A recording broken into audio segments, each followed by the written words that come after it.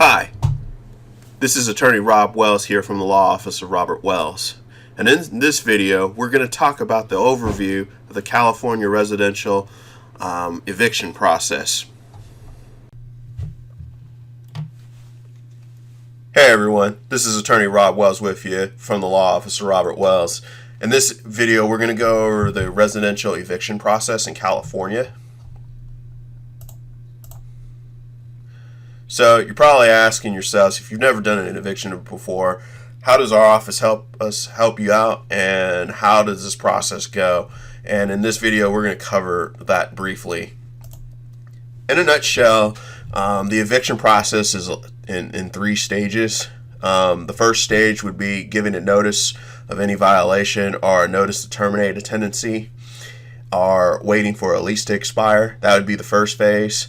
And then the second phase would be to allow that notice to expire, such as like a 3-day notice to pay rent or quit. Well, if your tenants don't pay the rent or leave within 3 days, then you have the opportunity to file a complaint in Superior Court. You would have to obtain a judgment or have a court trial to get a judgment for possession of the property. And then the final stage is to have the county sheriff perform a lockout of the tenants pursuant to that judgment. So the eviction time chart here depends on what type of case we're dealing with. For example, in a 3-day notice case, our fault evictions for like non-payment of rent or breaching the lease, generally, under state law, you have only 3 days to pay the rent or cure the violation. So, in this case, let's say a tenant's not paying their rent. You issue them a notice. They either pay the rent, fix the problem, or move out. If they do that, then the matter ends. You don't have to file a complaint with the court. Now, if your tenant doesn't do what's stated on the notice, then you have to file an eviction complaint in court. And this would go for the no cause, no fault type of termination notice here. And we have that starred because beginning in January 1st, 2020, certain landlords and our property owners must comply with the new statewide just cause eviction statute and rent control measures. We cover that in a separate video.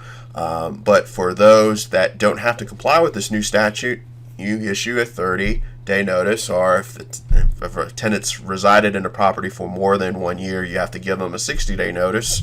And for those that are involved in the Section 8 program, you generally must give a 90-day notice for terminating a tenancy. And in that case, the tenant has that amount of time to move out. If they move out, you don't have to go to court, but if they don't move out, you have to go to court. The third type of eviction is a no notice eviction, and that generally only applies when you have a lease term. Let's say you have a 1-year lease. It starts January 1st and it expires December 31st. Well, if your tenants don't move out by December 31st in your lease, for example, come January 1st or January 2nd when the court opens, you can file an eviction complaint. And throughout the eviction process, once you file the summons and complaint, the case can take as little as 2 weeks up to 5 weeks, depending on what happens in the case, so to speak. So your tenants generally have 5 days to respond to a unlawful detainer or eviction summons and complaint if they're personally given the complaint. And if they don't respond, you can get what's called a default judgment or a clerk's judgment, and that would allow you to take the judgment in the writ of possession to the sheriff's department, and the sheriff will actually do the eviction. Now, if your tenant files what's called an answer to the complaint, generally a landlord has to request a trial date. And that takes between 2.5 to 3 weeks to get, depending on the court's calendar. And then you'll have a court trial on whatever issue you brought your eviction complaint for, such as if it's a non-payment of rent case, the court will determine whether or not the tenant paid their rent on time or didn't pay their rent. and if any defenses apply. And if at that point, if the court believes that you have a right for an eviction, then the court will issue a judgment, and writ of possession will issue that you give to the sheriff. It follows the default type of case, but you have to wait a couple of more weeks to get a trial date. There are other responses that a tenant can file that are not that common, such as a motion to quash or demur. Not going to really go into those because those are kind of rare type of motions and responses to complaints, and we generally don't see them. So if you have that situation here, let us know and we can go over the paperwork about that. Generally speaking, depending on the particular court, though, they will hear those motions within a short period of time because eviction cases have preference on the court's calendar.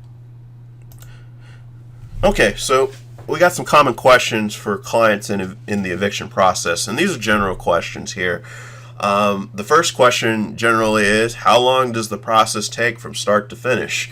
And generally speaking, that's going to be about 5 weeks from when the termination notice expires. So if we had to go to a court hearing, it's going to take about 5 weeks. It takes about 2 weeks to get the tenant served the complaint, and then it takes a couple more weeks to actually get a court hearing date.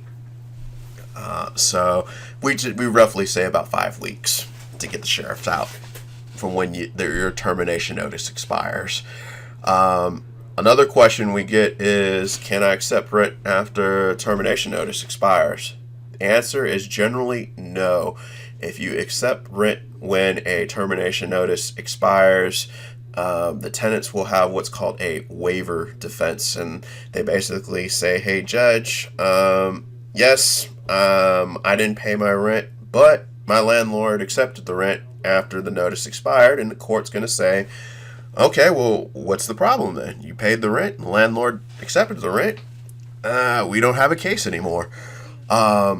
If you're in a situation where rent is offered, you can accept rent with a stipulated agreement, which is an agreement made in court or out of court that fulfills certain requirements.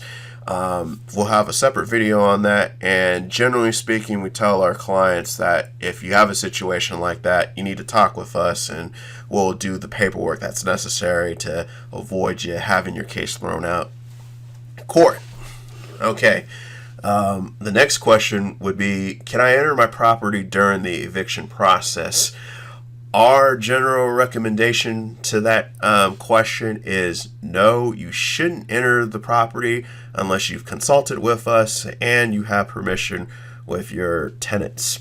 I've had a lot of cases where things have gone awry, accusations that a landlord's stolen property from a unit and so forth, and anytime you have that question, I'm going to say, no, we're not going to enter the property unless we have permission. And it's a touchy subject, so it goes case by case. So I don't want you to, affect your case, get your case thrown out, or even worse, get sued by the tenant during the eviction process. So consult with our office if you have that situation. Which leads to the next question. My property looks empty. Can I take possession of the property and call off the eviction? Can we just dismiss it? Generally, again, my answer to that will be no, with a few exceptions. If it's one thing if your tenant gives you back the keys and says, hey, all their stuff is out, and says, hey, you can have the property back. In that case, we probably would say it's okay to dismiss the eviction case, absent you wanted to collect a money judgment, which we can talk about later on. However, if you have no contact whatsoever with the tenants, but the property looks vacant, you've already paid for the eviction a lot of times, so generally it's better just to get an eviction judgment. And in the case where we don't know if a tenant surrendered possession yet, we're going to call the sheriff out. It's not worth the risk to you. Nowadays, landlords get sued for all kinds of stuff. It's better just to pay the sheriff to actually effectuate the eviction. and give you a restoration of possession notice. Because again, tenants come back to landlords all the time saying, hey, you wrongfully evicted me and so forth. Again, consult with our office. Every case is different. So, which brings us to the next question of what do I do with my belongings after my tenant's belongings after the eviction's completed? Or if your tenants vacate the unit and leave belongings inside the home. Well, in that case, California law is pretty clear on the subject. If your tenants leave belongings and they've been evicted by the sheriff, they generally have 15 days from when the sheriff posts the notice to vacate the premises. If they leave less than $700 worth of property inside the unit and they don't claim that property within 15 days, generally the landlord can dispose of the property in any way they see fit, including keeping the property. If you have worth more than $700 worth of property in a unit, the law states that you have to conduct a public sale of the property, and it involves publishing a notice in the newspaper stating that certain properties were left behind. You leave basically a list of the items that were left. You state when the sale is going to occur, and then basically you sell the property to any interested buyer and collect the funds. You're allowed to reimburse yourself for costs expended for the sale, such as the publishing fee in the newspaper, and any monies that are left behind are turned over to the county treasurer for the tenant to collect at a different date. Those cases are very rare. If you have that situation, we're going to go over that with you extensively about what to do and what not to do. But personal property issues are a lot of times a major concern in these cases because tenants do come back after landlords for their personal belongings. But the law is very clear on the subject. So if you have an issue with that, consult our office here. The next question we get a lot is, what happens if my tenant makes complaints to me about the condition of the property or makes claims that the property is uninhabitable? Now, from the onstart of the case, we will tell you that even if your tenant's behind a year's worth of rent and so forth, you as a landlord have a duty of keeping your premises in a habitable condition, meaning that they're safe. It's a safe environment, basically. So you can't have any loose electrical wires that can electrocute people, cause fires. The property has to be weatherproofed. No leaks in the house, that type of deal. You have a duty to ensure that your property is always in a habitable condition. And even when the tenant's behind in rent or there's wrongdoing, you have the duty of ensuring that your unit is in that condition. In every case, we tell our landlords that we need to investigate every complaint about habitability, because in most eviction cases, habitability issues can be brought up in court. And if the habitability issue is to the point where it is a substantial issue, like you have a hole in your roof and we can see the outside, the open sky and rain's coming in and so forth, the court can deny an eviction judgment and actually issue judgment in favor of the tenant and order you to fix the item. So we don't want that to happen. So in every case, we're going to tell you that we need you to take a look at it. And if the issue is, in fact, a habitability issue, we're going to tell you to fix it. We have a video that will cover in more detail what's a habitability issue and what's not, and how to proceed with these complaints about properties being uninhabitable. Thus, I see that we have the same question about tenants' belongings, so we're going to skip that. The last question we have is, I have a security deposit. What do I do with the deposit? What are your obligations with the security deposit? In general, once the tenant has vacated the property, you as a landlord have 21 days to render what's called a security deposit accounting to your tenant, showing any deductions that you're going to use for the security deposit, such as unpaid rent, or if there's damage to the unit. If you're going to use that tenant security deposit to cure those issues, you have to provide your tenant an accounting of how those funds are going to be used, and there's certain requirements such as attaching receipts and so forth to that accounting. We're going to have a separate video about how to do a security deposit accounting. You must do this within 21 days after your tenant vacates the premises, and if you don't do that, the law is pretty strict about that 21-day requirement, absent a few exceptions. If you fail to send out that accounting or refund this tenant security deposit within that 21-day period, you generally have to refund the entire security deposit. We'll cover the other details in more detail later on. So, common questions from clients in the eviction process for non-payment of rent cases. Again, we get the question about the tenant not paying rent, and they make complaints about items that need to be repaired, habitability issues. We covered that briefly in the last slide. Generally, it doesn't matter if they're behind in rent a day or a year or two, you still have to fix those items. A judge is not going to accept the defense of, hey, well, they haven't paid the rent and I can't make the repairs. Well, that's not going to fly in court. What if the tenant caused the damage of the item or if repair they're complaining about? Well, the law is clear on that as well. Although a landlord has to fix that issue to make their house or property habitable, you can charge the tenant back for the damage that they cause. Let's say, I'll give an example here. You have a clogged toilet, and we come to find out that the clog from the toilet was caused by the tenant flushing down a toy or something in the toilet. Well, you have to fix it, but we can clearly find out, hey, look, the plumber found a dolls in the sewer line here. Well, you're gonna have to pay for that because, well, you didn't get a house that didn't have a clogged line in it.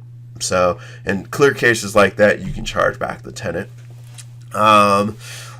Another common question we get is, tried to make the arrangements to fix the items the tenant complained about, but they haven't been cooperative. What do I do? Does that excuse me from not fixing the item? Generally speaking, no, it doesn't excuse you from not fixing the item.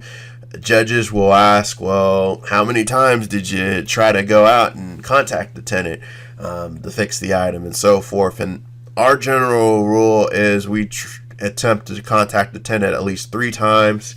We'll issue a 24-hour notice to appear at the property, depending on the significant complaints being made about the property. Like, let's say the tenant's complaining, hey, a water line has broken in the property and it's flooded. Well, under California law, I don't even need to give you notice for something like that. That's an emergency event. I can come into your unit to prevent damage to the unit and so forth. Versus if something, there's some of the wiring in a light switch is coming loose. Well, that's not really an emergency. We can make arrangements to work with the tenants to come, sending a handyman out or someone to fix that unit. So it depends on the type of repair that needs to be made. But generally speaking, we're going to have you contact the tenant at least 3 times to get into the unit. And depending on whether or not the repairs are significant or not, or it's a public safety hazard, that type of deal, is how aggressive we get in trying to get into the unit. So last question, what can a judge award an unlawful detainer money judgment or a money judgment itself? Well, for a non-payment of rent case, the judge can award any and all past due rent that was spelled out in the 3-day notice to pay rent or quit. They can award your court costs, such as your court filing fees for the complaint.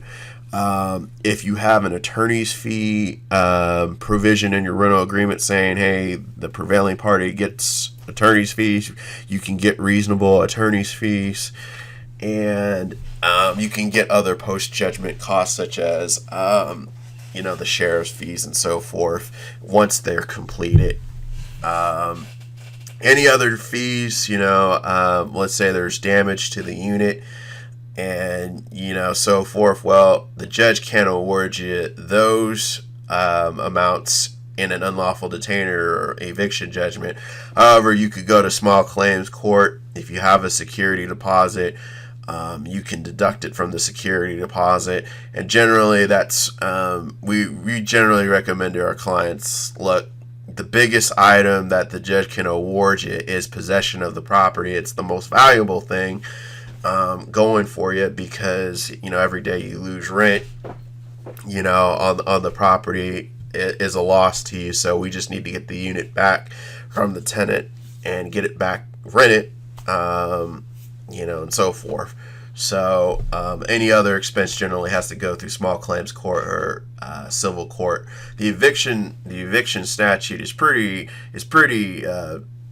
not strict. It's pretty defined of what you can and can't get from an eviction, and generally the damage to the unit is outside the eviction, and you have to file a suit in small claims court or civil court. Some common questions for 30, 60, 90-day notice cases. First question we always get is, after we issue a 30 or 60 or 90-day notice, does the tenant have to pay rent?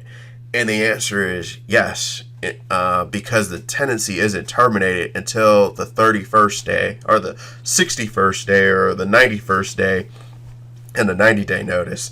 In fact, the tenant has to comply with all the terms of the rental agreement on a month-to-month tenancy after a 30, 60, or 90-day notice is issued, because the tenancy is still in effect. So if your tenant stops paying rent or is not complying with the rental agreement in any way, let us know and we'll issue a 3-day notice to pay rent or to perform the condition in the rental agreement. Okay. Let's say I've received rent on the 30, 60, or 90-day notice expired. My tenants haven't left. Can I accept rent for the time that the tenants will stay? The answer is no. If you accept rent beyond the notice expiration date, you've created a new month-to-month tenancy or periodic tenancy. What you need to do is generally you have to return that money back to the tenant. I know a lot of landlords are quite upset about that, because they're going to be there for 5 weeks potentially. I need rent. What has to happen is we either have to make a settlement agreement in court to get that rent paid, or ask for it in a money judgment, because if you accept rent beyond the notice period, the tenant has an absolute waiver defense that, hey, the landlord accepted money for beyond when I was supposed to be out. He created another tenancy, and the judge is going to say, well, Mr. Landlord, Mrs. Landlord, I got to dismiss your case because you extended the tenancy, so to speak. The next question we have is, what can a judge award in an unlawful detainer judgment on a 30, 60, or 90-day notice case? Unlike a non-payment of rent case, the judge can only award you the daily rental value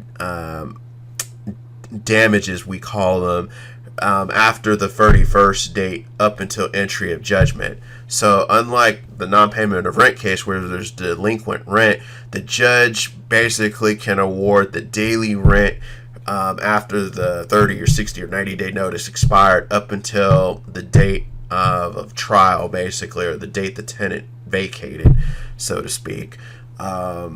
Anything else, that you can get your court costs back and attorney's fees if you have an attorney's fees provision.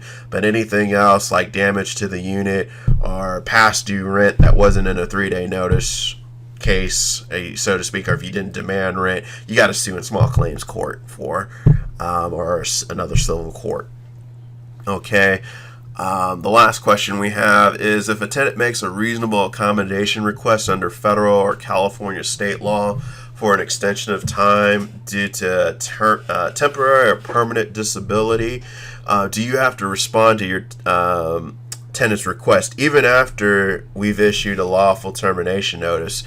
The answer is yes. In both federal and state law, you must respond to all reasonable accommodation requests, or anything that looks like a reasonable accommodation request under federal or state law, because failing to respond to a tenant and are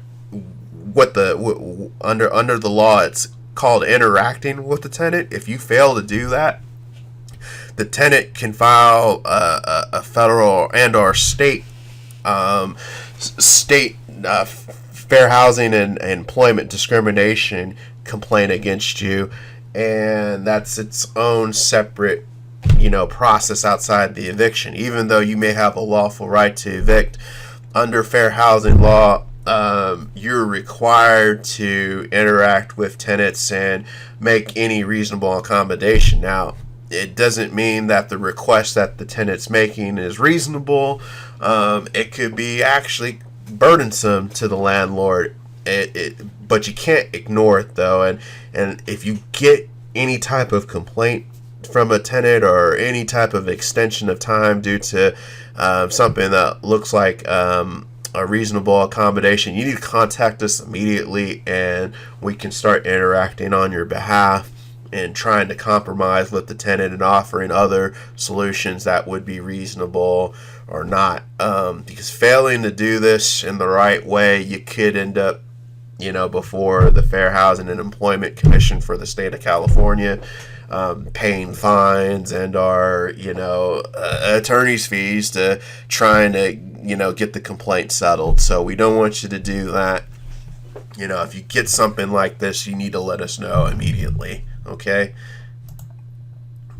And again, if you have any questions regarding the items in this video and or items that were not covered, please let us know.